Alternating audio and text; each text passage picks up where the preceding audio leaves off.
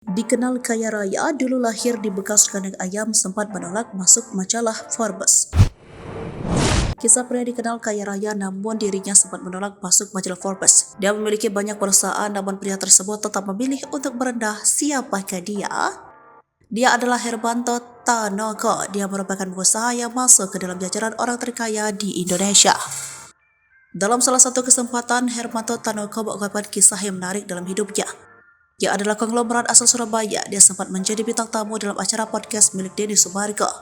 Dalam sesi podcast bersama Denny Sumargo tersebut, Hermanto Tanoko sempat menceritakan perjalanan hidupnya sebelum kini menjadi orang terkaya di Indonesia dan sempat disebut sebagai Crazy Rich Surabaya. Melalui kanal YouTube Denny Sumargo yaitu Curhat Bang Denny Sumargo, Hermanto Tanoko menceritakan kisah keluarganya di mana ayahnya merupakan seorang pendatang dari Tiongkok yang sempat membuka usaha setelah datang ke Indonesia.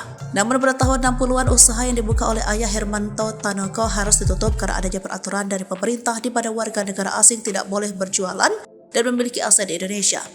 Alhasil ayah Hermanto Tanoko harus menjual seluruh asetnya dan tinggal di emperan gedung yang ada di Gunung Kawi. Ia juga sempat menceritakan bahwa ia lahir di gang bekas kandang ayam saat hari di podcast Denny Sumargo. Saat itu ayah Hermanto Tanoko yang sempat berdagang lagi di rumah ibu mertuanya memutuskan untuk pindah karena sudah merasa cukup. Alhasil ayahnya memilih pindah ke Malang dan menyewa rumah kecil yang dulunya merupakan gang bekas kandang ayam.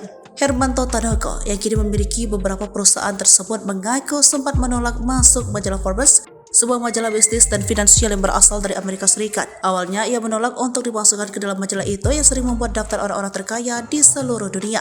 Namun permintaannya malah disanggah oleh majalah Forbes kali itu. Sempat menolak untuk dimasukkan ke majalah Forbes, Hermanto Tanoko justru diminta untuk menyatakan bahwa perusahaan-perusahaan yang telah berdata tersebut bukanlah miliknya. Akhirnya Hermanto pun memilih untuk tetap dimasukkan ke majalah Forbes namun meminta untuk digabungkan dengan keluarga-keluarga dengan memiliki titel family.